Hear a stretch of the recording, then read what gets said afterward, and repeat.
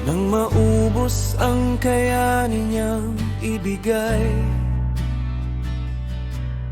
sarili niya ang huli niyang yaman. Tahimik ang pagod, lihim ang sugat, ngunit sa amin siya'y laging sapat. Wala mang kayamanang maiwan sa amin, iniwan niya ang pusong marunong umibig. Kapag wala nang hawak ang kanyang kamay, siya mismo ang alay. Ama, tahanan at buhay.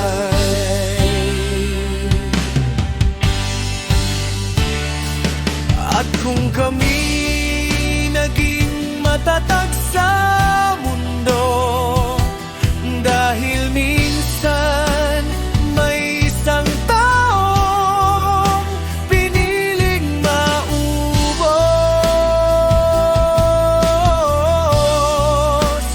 para kami manatiling buo.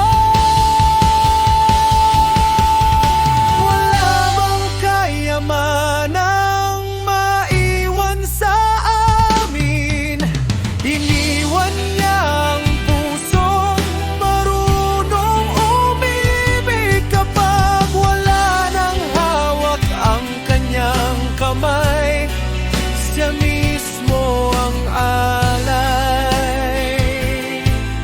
Ama, tahanan at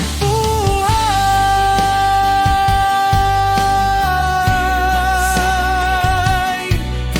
Iniwan niya ang pusong marunong umibig. Kapag wala nang hawak ang kanyang kamay, siya mismo ang alay. Ama, tahanan at buhay.